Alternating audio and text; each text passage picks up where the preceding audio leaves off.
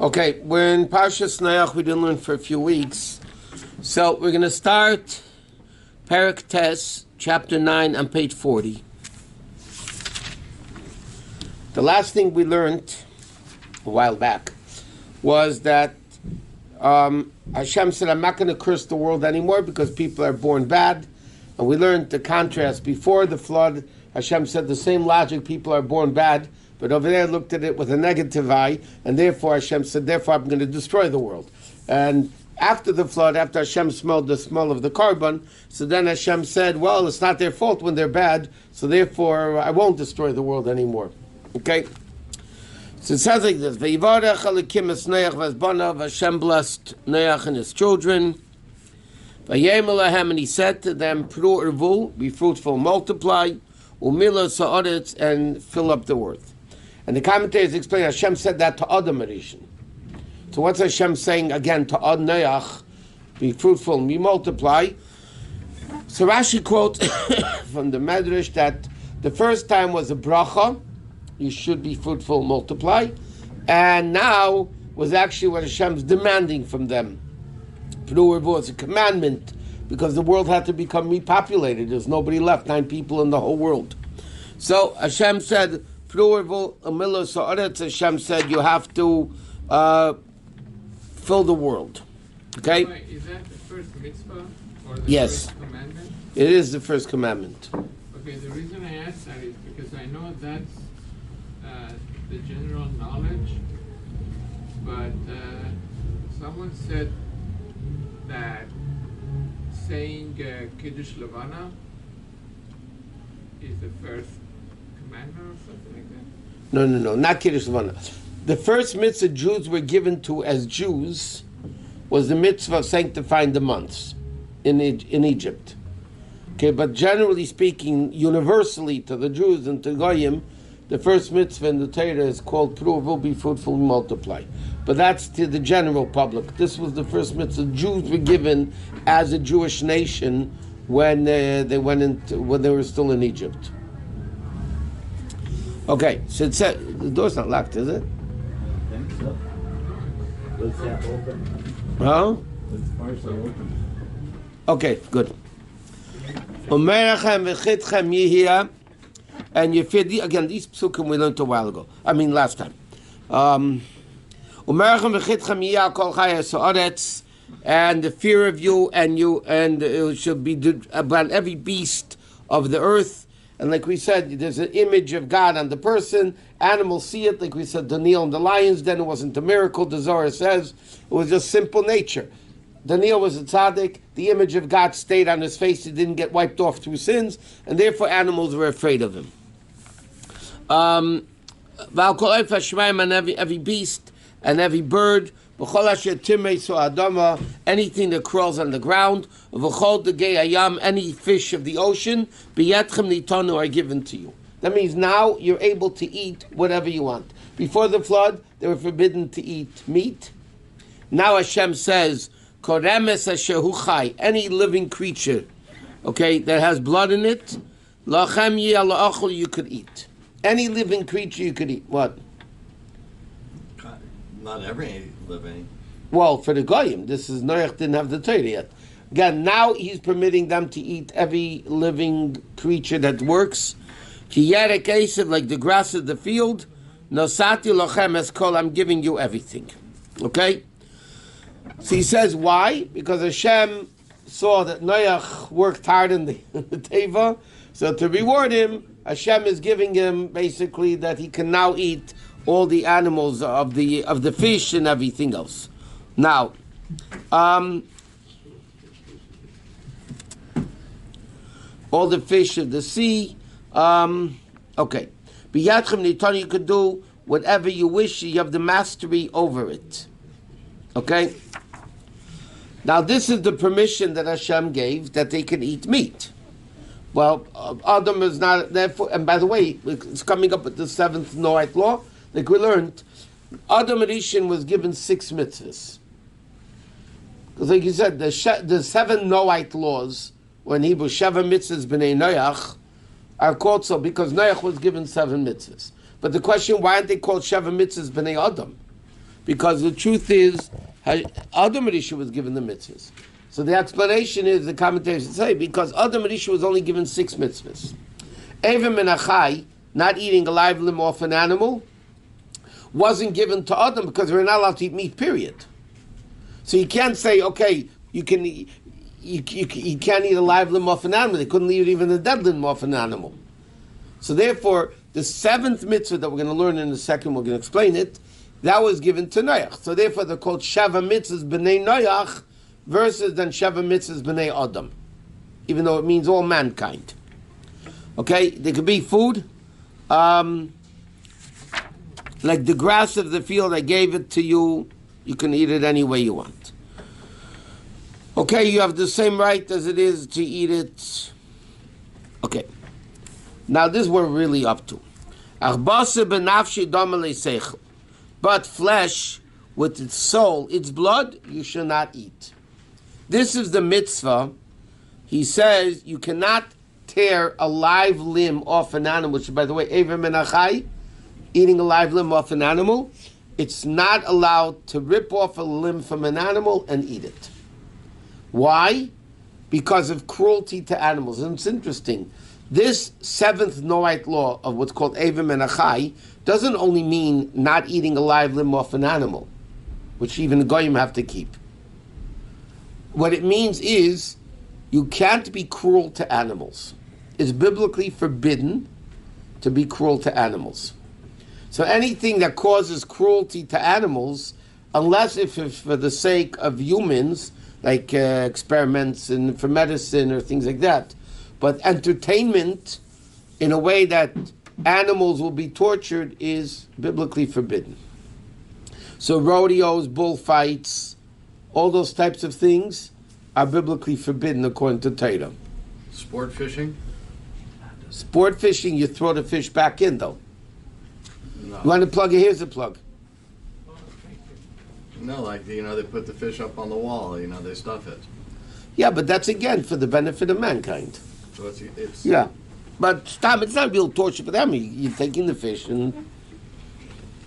there's a whole Indian fur coats, all that. According to halacha, not getting into the emotional aspect of it. According to halacha, wearing a mink coat, wearing a streimel, which is fur, is allowed. Because it's for the benefit of mankind. Animals were created for mankind, not like today's society, people were created to serve animals. But therefore, but Ever Menachai, by the way, we'll soon see, it refers to any types of things. In other words, the flesh and the blood are not allowed to be taken from a live, living animal, according to Rashi. A non-Jew is allowed to eat blood. In fact, in the time of the Chumash, the Torah says, Chazak, you have to strengthen yourself not to eat blood. And Rashi says, why is the Torah saying, strengthen yourself not to eat blood? Because the people, shtufi b'damim hayu, they were indulged in eating blood. That was the barbaric civilization in biblical times.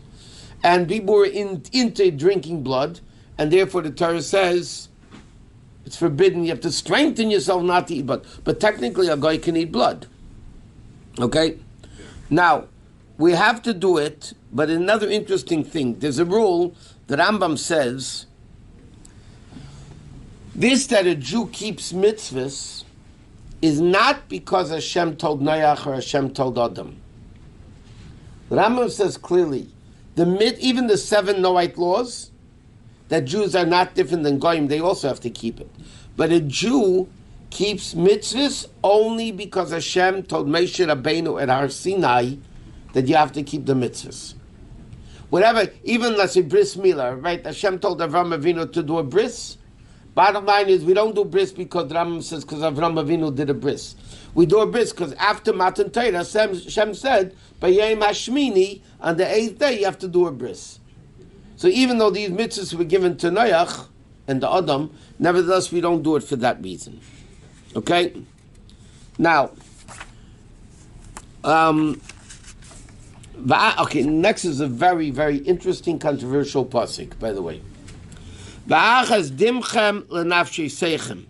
However, your blood, which belongs to your souls, Edresh, I will demand Miyad kol chaya drashano, I'll demand it from every beast.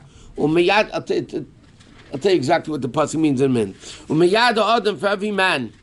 Miyad ish achiv, edresh is nefesh adam. Whoever sheds blood, I will demand the soul of man. Okay? Meaning like this. Hashem says, even though you're allowed to kill animals, but you're not allowed to kill people. Hashem says, and that's what he says, even though you're allowed to eat animals, but you can't eat a limb or blood from a living animal, but Hashem says, people, you're not allowed to kill. And Hashem says, I will seek out the blood of a person who kills another person. And this is the whole controversy about suicide, by the way.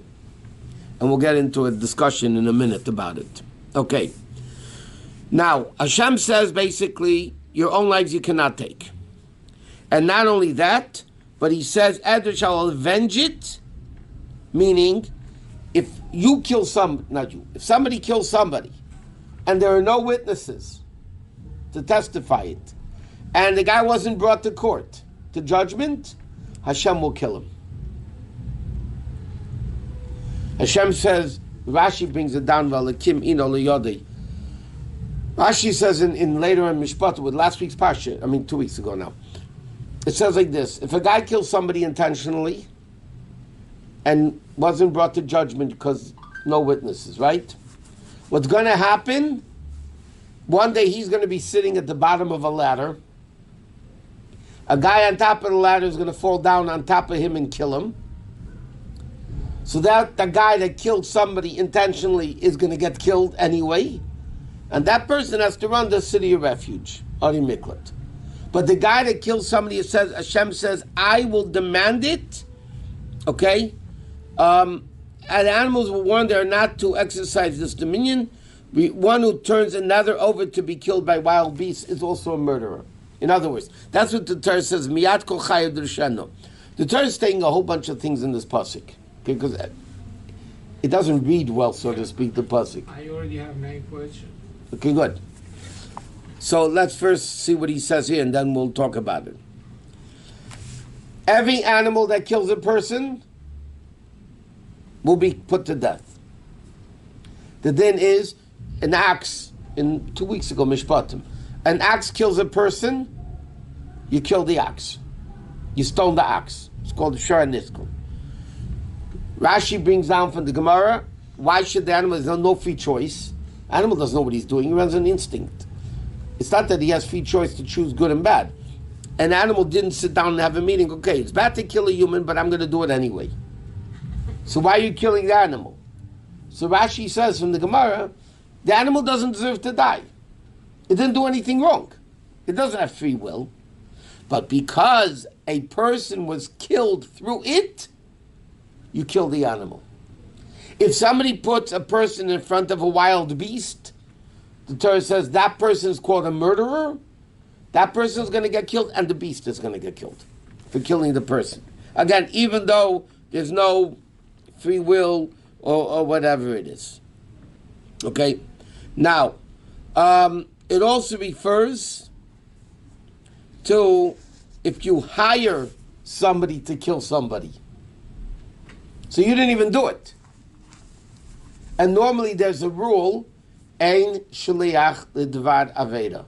There's no proxy, there's no agent when it comes to do a sin. If I tell you, go steal, or go kill, or go do anything, like this normally if I send a shliach, it's like I did it. Right? The agent is like I did it. But not by a sin. And the Gemara says even a logic for it. They also learn that from Sukkim. What's the logic? The expression in the Gemara is Divrei Rav, Divrei Talmud, Divrei Mishemim. The Rebbe says one thing, the student says something else. Who are you supposed to listen to? God says don't kill him. This Yukol tells you go kill him. Who are you supposed to listen to? The Hashem or the Yukol? Right? So the guy that sent him could say, listen, he's not supposed to listen to me. He's supposed to listen to God. He didn't listen to God, he deserves to die. But Bezdin can't kill him. I mean, Bezdin can kill the guy that killed somebody, but the guy that sent him, see, in civil law, you can kill him. Hashem says, I will kill him. I will take care of him. I will punish him in a way that he will die.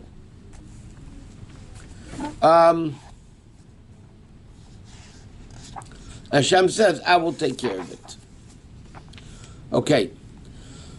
Miyad ish achiv, the hand of every man of his brother, meaning, he says, if he was done accidentally, like he fell down off the ladder, whatever, and he killed somebody, so then he will still go to Golus. He still has to go into the Arimika city of refuge.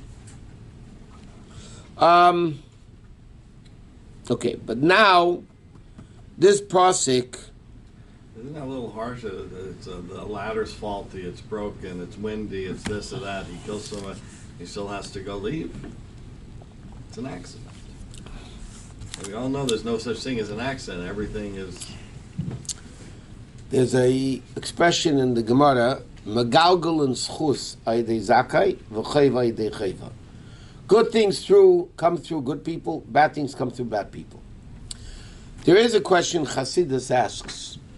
A guy did a sin accident. Okay, I understand I did a sin intentionally. Any sin wouldn't matter. Okay, I'm guilty because I knew it was wrong and I did it. Yeah? A guy eats certain fats of an animal. He didn't know what it was. He thought it was kosher. He eats it accidentally. He has to bring a sin offering. Why? What did he do? I mean, a guy doesn't create a Shabbos accidentally. He didn't know you're not allowed to and he did it. I mean, why is he to blame? A guy kills somebody, your example. A guy falls down from a ladder and his best friend, mamish, a total accident, and he has to run to the refuge and stay there until the Kohen Gadol dies. So the answer is like this. There's a pasuk that says, Lo yo'una le'tzadik kol oven. God doesn't allow terrible sins to come through a tzaddik.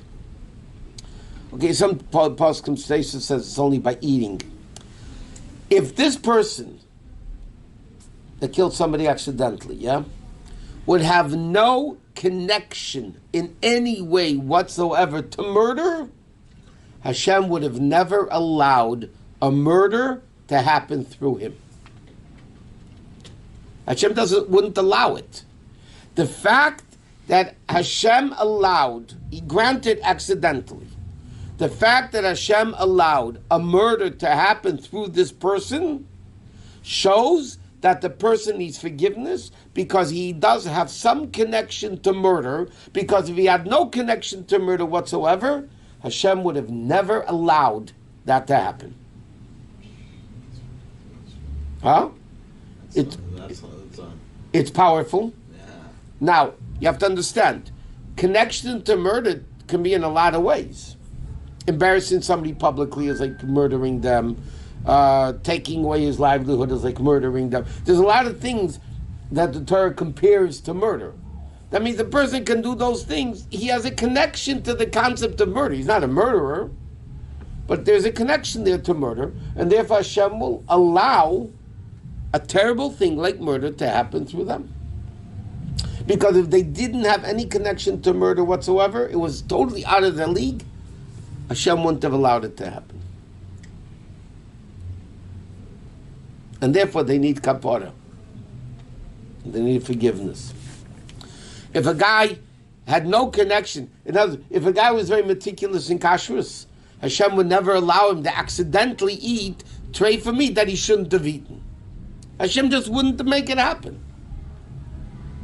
The fact that he's lax in kashrus, so Hashem will make it happen that he should learn to be more meticulous in kashrus, or any Shabbos, or any other sin. Rabbi, the What? example that you bring with someone kills someone, God is going to kill them, and it's going to happen with the ladder. The ladder thing, is that just an example of one way that it can happen? Yes, one way. By the way, the Gemara also learns out from these psukim, because when it says about taking the life of a person from another person, is when you're supposed to live in peace. But this does not, the Rambam says, the Mefarshim, man is punished for murder only when he is required to live in tranquility. However, during a time of war, these restrictions do not apply. Because the world was so organized from its beginning that war, you kill people. Soldiers that kill people in the war are not called murderers. In self-defense, you kill somebody in self-defense, it's not a murderer. What if he's a sniper and he kills the wrong person? Wrong person as far as who is concerned.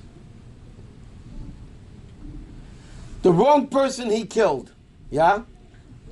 Was he supposed to die? Yes.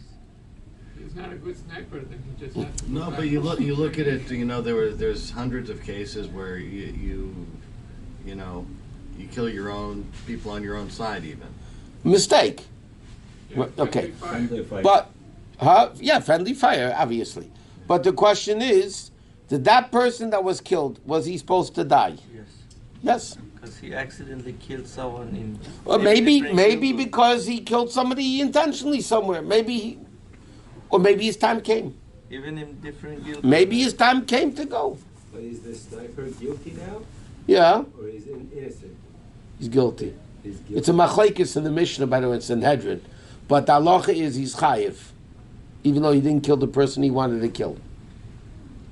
But if it's in a battle One with a opinion says soldier, if you don't kill the person you want to kill, so it's called accidental murder. Because that wasn't the guy you wanted to kill. So you can't put him to death. But the halacha is no, because you intended to kill. You intended to do a capital punishment crime. So it's A instead of B, who cares? You wanted to kill somebody intentionally, and you did. But if he was a And now that there soldier, is no coin. There's a very interesting story in the Gemara. The Gemara tells a story, like, don't ask me what the Gemara means, but there's a story in the Gemara. Hashem sent the angel of death to get a lady called Miriam, to bring her back up, By mistake, there were two Miriams. He brought the wrong one. So the Gemara says, one was a launderer, one was a different job, whatever. Not money laundering, clothing. So the wrong Miriam comes up, and they see it's the wrong one. So they said, should we bring her back? Chis Mason, So Hashem said, no, she's here already, let her stay and get the other one. Oh, Rabbi, with all due respect. That's the story in the Gemara. He said, don't ask me what it means. But there is such a story in the Gemara. Now, obviously, it's not a mistake. Okay? If somebody says, I killed the wrong person, that's what you think. You think because you wanted to kill A, and you killed B. But in Hashem's mind, there was no mistake. B was supposed to die. So B was killed. So now, does he have to do teshuvah, or does he have? Of course he has to do tshuva. He killed somebody. but not if he's a soldier in war. No, in soldier in war, Soldier in the war is a sniper. This is his job. to kill people. Yeah, but that's what he's learning from this psukim. It's only in peaceful time. In wartime, you can kill. And now they have war crimes, where War crimes when they were not for the war.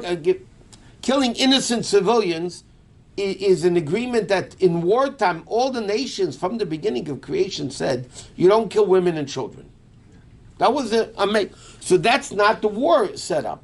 Then they're going against it. Then they're killing innocent people. The war crimes basically not killing soldiers. The war crimes were killing innocent people, civilians. That's a different story. That's murder. That's 100% murder. So when Israel, there's bombs going back and forth in Gaza, and we go after terrorists. But if you notice, the Israelis always send leaflets and let the civilians get out. They don't listen. So then you have to kill them. But you're giving them the chance. The Arabs don't do that. No, the Arabs put the people specifically exactly. No, I'm saying when the Arabs bomb bomb Israel, they from don't say get rid of the kids. They don't say get rid of the kids. But the Jewish people that have this morality to them, they don't do it. And it's allowed to be done. Okay, then it says like this.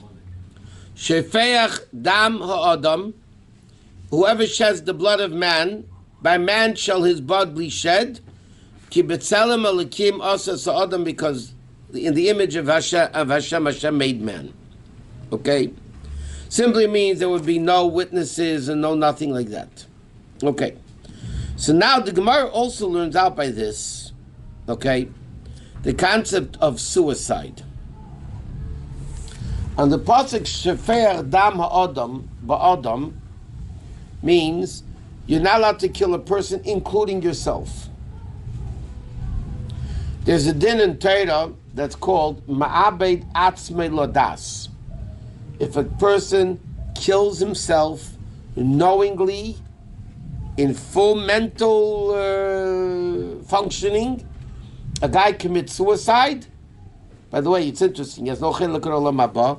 You're not allowed to bury him in a Jewish cemetery. There's no kaddish. There's no yahrzeit. There's no nothing. Okay. In a practical sense, today nobody rules like that. Why? Because whenever somebody is going to kill themselves in today's world, it's because they have mental issues. Either a tragedy happened, they lost money, whatever happened. A tragedy happens, and they will go out of their ways in a crazy way to find a legal loophole that the person didn't do it ladas knowingly. They went meshuga, in other words, they went crazy, and therefore they killed themselves. So practically speaking, in today's world, the concept of a person who commits suicide, is not considered a person who's not going to. You can bury them, you can shiva, you can have the whole thing. There's an interesting question though asked in halacha, okay, and this is discussed in halacha and in a lot of different places. It's an interesting philosophical question. The concept of masada. If somebody knows they're going to be killed by goyim, they're going to get killed. They're coming. They're going to get you. Are you allowed to kill yourself? Or is another Jew allowed to be told, kill me, because I don't want to die in the hand of the goyim? Okay? Which basically would happen by Masada. They all killed each other because they didn't want to get killed by the goyim. So there's a lot of interesting proofs to this, both ways, by the way. There's a story in Tanakh when Shaul HaMelech was finally killed by the Plishtim. The Plishtim were coming, the Philistines were coming to kill him. Shaul told his servant, I want you to kill me because I don't want to be killed by them. I don't want the goyim to kill me. I don't want to give them the satisfaction that they killed me. And his servant said, Your Majesty, I'm not doing it. I'm not going to kill you. Forget it. So the pasuk says Shaul took his sword, put it on the ground with the sharp side up, and he fell on the sword and he killed himself. Which seemingly seems to prove, if Shaul HaMelech was a great tzaddik, that would prove in a certain way that he would be allowed to do it. Page 40, by the way. Hello? Yeah. He would be allowed to do it, but most opinions, by the way, say you're not allowed to do it. Why? Shaul HaMelech was a different story, whatever they answer why he was able to do it. But they say, you don't know 100% sure that they're going to come to kill you. In the Sfarim, they talk about this thing. They say there are a lot of stories that the goyim were coming the last minute, and they were about to kill the Jews, and all something happened, they all ran away. For whatever reason it is, and the Jews weren't killed. And now if they killed themselves, they would have all been dead. And now, so how do you know the goyim are going to kill you? There's no certainty 100% that the goyim are going to kill you. If there's no certainty, then you don't have a right to be killed. Because Shaul HaMelech knew for sure they were going to kill him. There was no way out. So, because he was the king, of course they're going to kill him. What? What about the Jews in Masada? I said Masada is a big halachic issue if they're allowed to do it or not. A lot of authorities in halacha say they were not allowed to do what they did. Nobody's blaming them, by the way. We shouldn't be tested in that. But the question was, if they asked a halachic question at that time, are we allowed to kill ourselves not to be killed by the goyim? It's a big argument in the codifiers. A lot of codifiers, a lot of poskim say, no, you're not allowed to do it. You're not allowed to do it. because like who's the rabbi? You always said Gamze Latova, and then they. Noach Ish Gamzu. Yeah, they were going to go kill him, and then in the last second, Eliyahu Navi appeared. Right, and he changed them. Yeah, so you have to. Last second, you don't know what's going to happen. Correct. But the pasuk over here said, but there's a very interesting halachic. I mean, it's philosophically, you know. Question is it morally right or wrong to do it for one to kill himself? But there's another interesting thing in the pasuk. When the pasuk says over here, and then the pasuk vav, ki b'tzelem Elokim asa sa'adam, because the man was made in the image of God, right? So some commentators explain what's the pasuk saying over here.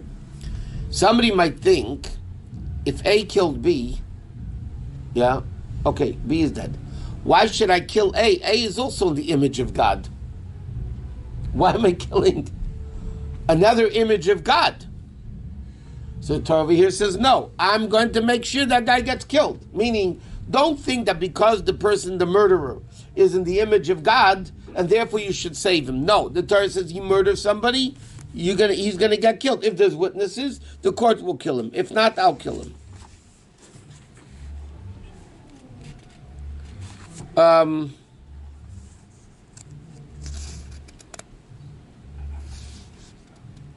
What? Evan, how many? So when someone, God forbid, committed suicide, when did they change that you can bury him in a Jewish? It's not that they changed. They just said the person went nuts. Ma'abed Like, was there a time where, God forbid, like someone committed suicide? And I they don't know. I don't know. But then people were normal. Now they're crazy. Everybody's crazy. So a guy kills himself. It's crazy. I had once a story in my earlier years in the rabbinate. That was this. It happened to be a Chicago family. That's how they got to me. They lived in L.A., but I didn't know them. They knew my father very well. So my father was still alive then. So it was a long time ago. It's probably 25 years ago. The son died. Whatever he did, whatever it was. And when the father heard it, he killed himself. I ended up doing a double funeral of a father and son, and double unveiling the same day. Okay, so the son died from whatever I think maybe OD. I don't know what he did. OD maybe what he died, and then the father went crazy, so he killed himself. Now nobody's going to say the father did it in a normal state of mind. Okay, so you're going to tell me that's called Ma'abed Atzman Ladas, that he's committing suicide knowingly? He went off the deep end. Okay. A guy is afraid that they're going to come and lock him up for life without parole, yeah? A guy could, you know how many people committed suicide? In jail, people commit suicide. They try to, they do. You're not going to say they're on the normal frame of mind. So yeah, they try to find any time, financial problem, whatever it may be. They'll try to go out of the way. Because listen, a Jew needs a burial. He needs the Kaddish. He needs Shiva. He needs. Exactly. Okay, so halacha will do whatever they can within the framework of halacha to be lenient. This is a case where you try to be lenient, not strict, and that's what they need to do. Oh. What? If someone, because I think recently there was this story in Israel, the lady whose son was a Jewish astronaut who perished Right. 25 years ago. And then is it true that she requested to be burned? Yeah, but you don't do it. Oh, yeah, and then so the Rabbanim decided, even though it was her will and her request, you go against it because... When a person, okay, this is all part of this thing, so it's not even going off really, because we're going to get into this anyway. We do not belong to ourselves. We are on loan. When we're born, God says, I'm lending you to yourself for 120 years, but I want you to know you're mine. I'm lending it to you. Okay? You have to give it back to me in the same state that you're not the same age, by the way. But you have to give it back the same state that you got it in. Yes? Therefore, halachically, you don't listen to a patient when they are going against the Torah. According to Allah, I'm not speaking how civil system gets sued. I'm not talking about that. If a person willed in their will to be cremated, okay, that's according to Allah, you don't listen to it. The only problem is, legally today you have an issue because the authority, legally, I mean, you're not going to fight the world with court. You know, you'll end up in jail. But halachically, you have to do everything possible to change the cremation. Even if it means going against the person's will. And sometimes in medical issues, a person needs treatment, or they need to be fed, and the person doesn't want to. Sometimes Allah says you force feed them. In the laws of Yom Kippur, there's a clear din. If doctors said a guy's not allowed to fast, he's not allowed to fast, he has to eat. And the guy says, no, I'm refusing to eat. So you don't say, okay, you don't want to eat, go, you'll die, big deal. Torah says in Shulchan Aruch, from the Gemara, two people force his mouth open. It might not work literally, but figuratively. You force feed the person because Torah says you have to eat. What do you mean you don't want to eat? You're not the boss of yourself. So it's whole Indian, I don't want to get into it now, with the woman's right with abortions and all that. According to Torah, it's not their body. It's God. My body, I could do with my body whatever I want. It's not your body. Your body is on loan to you. It's Hashem's body. You can't just do whatever you want with your own body. So all these things that Torah says. So if a person will to be cremated, Allah says you don't listen. Again, legally, you're talking about a whole different story. What? Does that apply to getting tattoo? What? Since it's not your body. You can't do a tattoo. It's not your. Well, you can't get a tattoo because Torah says you can't get a tattoo. But still, That's changing it's the like body. your body. What? Yeah, because you're hurting your body. Well, that's not the real reason, by the way. The real reason the Torah says you can't do tattoos because that's what the Goyim used to do. It was the Goyish, it's called the statutes of the Goyim, Chukas HaGoy, that a Jew is not allowed to follow. So why do the ladies get tattooed? Who said they do? They get their eyebrows tattooed. It's not so simple. What about piercings? Halachically, it's not allowed. What about piercings? No. Piercings, it depends. There's a whole question in halacha about girls piercing their ears. So the Rebbe has a letter on it. It's discussed in halacha. The answer is because the pain, the gain outweighs the pain. In other words, it takes a second. You're not hurting the person on a permanent basis. It's a temporary pain, and the gain of having the earrings is much greater. But a person does not own their body, not while they're alive, not while they're dead. And therefore, a person can't say, it's my body, I want to kill myself. If you go with the attitude that it's my body, I could do with my body whatever I want, then everybody would be able to kill themselves. You can have a Jim Jones massacre again. What? I'm not sure if it's related. So let's say like it happens that a person is buried in a certain place and then the children or whatever decide they want it after years, they want to go to Israel or this or that. Is that also kind of like going? Well, under certain circumstances, you're allowed to do it. But what if like they didn't have really permission from the parent or whoever it is? Is that like also like kind You have to be more specific in your question. like how far does it go? Like a person left this world already, and then someone makes a decision for that person, so to speak. Yeah. That they for whatever reason maybe they're going to move to Israel. And they feel they want their parents near them or whatever. Like, how does that work? Like, is it so easy to do that? Like to Does the person have the What's authority? the question? The question is, somebody dies and somebody decides where to bury them. Do they have a right to do that? Maybe the parents, but So move If it. they're executor, I mean legally, if they're executor, I think they probably. yeah, but what happens if you find out? After the fact. I understand. What happens if you find out after the fact the parents wanted to be buried in a certain place and you didn't know that, then they decided to be buried in one place. So there is a din. Normally you don't move bodies. Pinat Summits is called. But under certain circumstances, you're allowed to. For instance, sometimes people bury people on conditions. We had somebody in the show was buried temporarily here, but they said in a year or so we're going to move them to Israel. And they did. They moved them to Israel after a year or two. They moved them to Israel because that was the condition. When they buried, they... there's one story with the Friedrich Rebbe's mother. The Friedrich Rebbe was in Chicago and he wasn't there at the funeral, and the Rebbe made a decision where to be buried, but he made it on the condition that if the Friedrich Rebbe comes and he doesn't want it, they'll be able to change it. You could bury on conditions.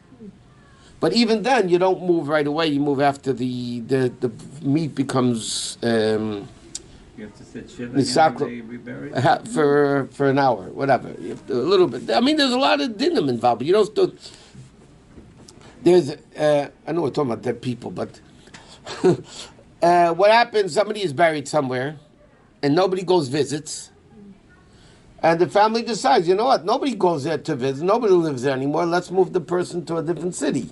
You're not allowed to move it just for that reason. Moving a dead body is a very severe thing. If there's a family plot, you create a family plot, then you're allowed to move somebody to a family plot. If they want to be buried in Israel, you can move them to Israel. I mean, there's a lot of... Well, here they're burying coffins, there you get in the shroud. I understand. Well, in New York, they also take them out of the coffin, put them in the ground with the coffin going over it. Really? Yeah, I didn't know yeah. Certain places here also, but yeah. They have they make now coffins that have a removable bottom. It's made in a way that you It's can like remove a it. magician's door. Huh? A what? It's like a magician's door. A magician's door, yeah. But this is not magic. They make, and then they put in the person, and then they actually take out the bottom, and the person's actually touching on the ground. And then the coffin is on top of them. So it's three-sided. Correct. It's four-sided originally. Four-sided, so we But get- then they remove one side and put it next to the coffin, and the coffin, so the person is actually on the ground, in shrouds, and the talus. And that's the correct way? That's the real way of doing it. But today, the real way, I mean, you do it with coffin, you can't do it. But there's something to make holes under at the bottom of the coffin that the person's It's all considered. the cement thing. No, but cement is earth. Cement is earth, considered earth. It is. Cement is earth. So there's white things in California that you have to use. Yeah. It's not really a problem. Even now they're changing the law that you don't need those white things if you don't want. Whatever. Anyway, coming back to this whole thing. So Hashem basically is saying over here, don't kill anybody, don't kill yourself. Even if there's no witnesses, Hashem said, I'm going to definitely make it happen. You know, we're going to... But the whole question which we mentioned about, you know, somebody kill themselves if they're going to be killed by the Goyim anyway. We said there's really... in fact, he brings out the Das Kainim. Incidents are recorded where during periods of Jewish problems, parents would even slaughter their own children rather than let them fall in the hands of the Goyim. That's the Das Kainim Melatosis says, which I don't have right here now, but that's what he says. Israel and Babylon. Yeah, but again, it's a big halacha question with Masad. I told you, not everybody agrees with it. The reason why they would be allowed to is a proof from Shaul HaMelech, and a lot of codifiers negate that proof, and they say it's a different story there, and like this you can't do it. Okay. But a person is created in the image of God. Now, what does it mean when you say a person is created in the image of Hashem? Yeah, let's spend a few minutes talking about this. People are created vertical. We stand up. The head is on top, then the heart, and then the feet. Right? There's a system. Animals, which go on four, are basically the head and the rest of the body is on the same level. Okay? Now that's called not in the image of Hashem.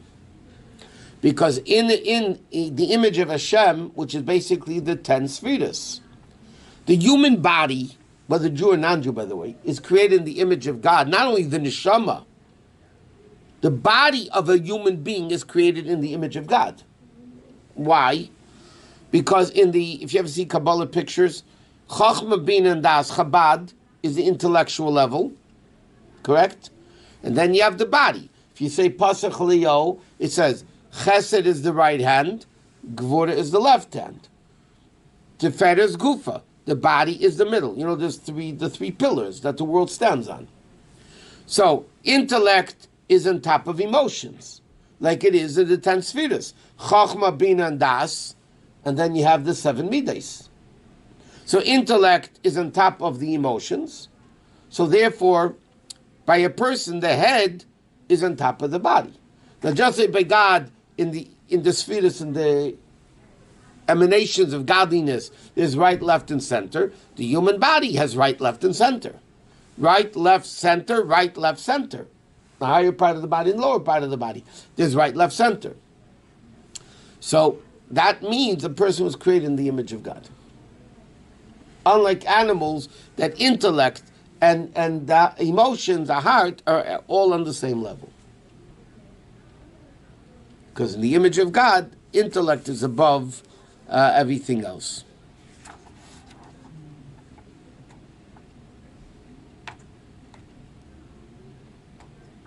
Yeah. So how does that differ than what we find out with Adam when he was born, like? He wasn't born. Or created. Okay, or created. Like, how does that? I mean, was he not in the image of God? Like, He was. Like it's here written, or is there a different purpose? Well, in Bereishis it also says about Adam that he was in Tselem, Tselem Elokim. So is it the same idea, or is it? It's the same idea. Same idea.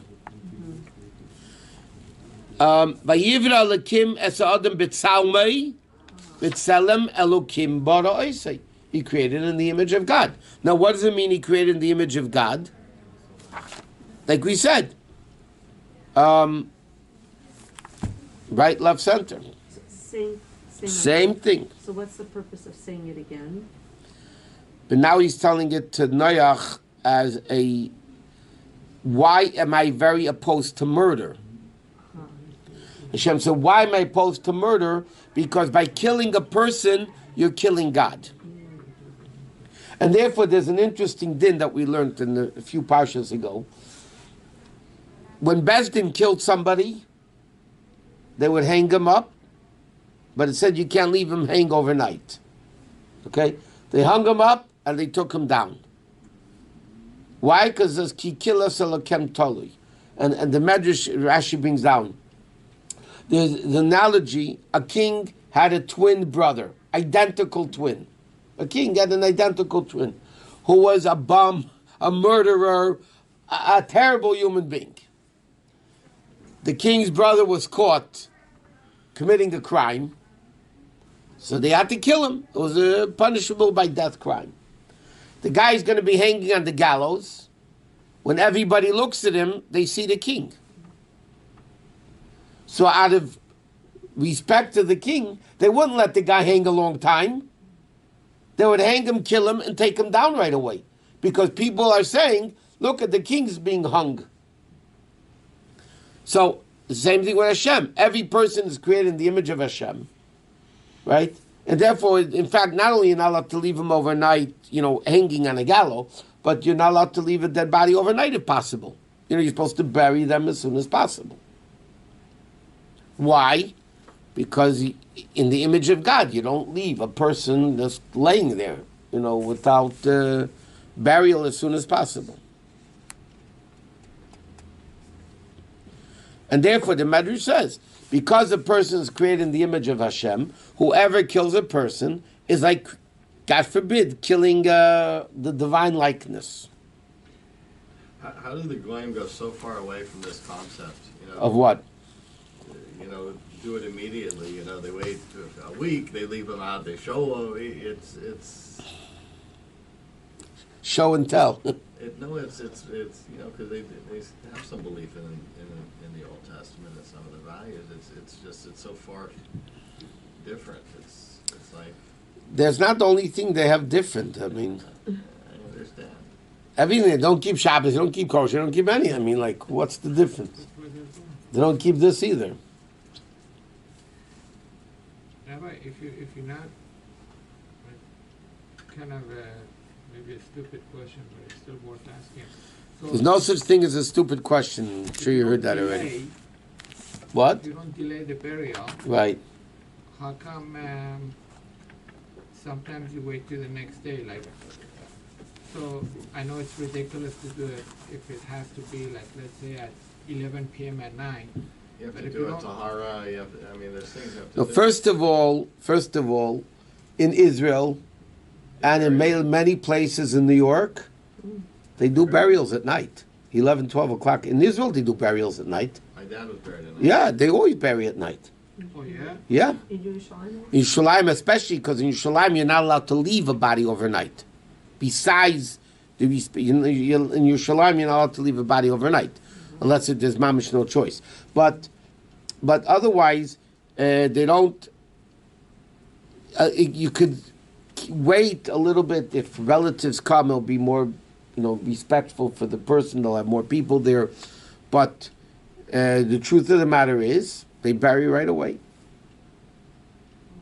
Even Williamsburg, those places, somebody dies, they have their own cemeteries. They will bury. Somebody dies 5 o'clock in the afternoon. They'll get it ready to go and they'll bury it to 10, 11 o'clock at night. Oh, so that wasn't such a stupid question, I guess, after all. I told you there's no such thing as a stupid question. Just stupid. There's no such thing as a stupid question. Just stupid people. Well, his no. not asking the question would have been stupid. His question was, I think, why some people then wait 2-3 days for. I said the reason why some people wait halachically and it's allowed because you want relatives to come. Isn't that painful for the neshama? I had a shaila this week. Okay, somebody passed away Friday noontime in New York. Okay, but they have family here. They had family all around the world. So the guys in New York, the Chevra Kadisha said, we can bury them today.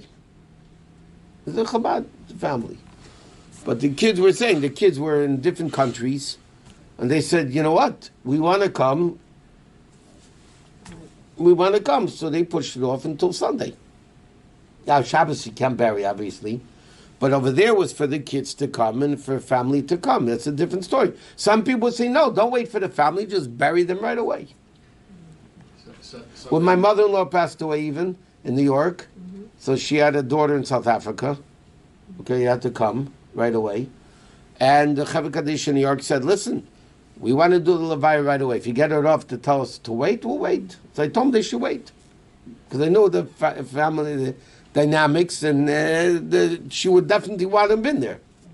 In Yerushalayim, somebody passed away Friday afternoon, 1 o'clock. Shabbos is 6. They bury it before Shabbos.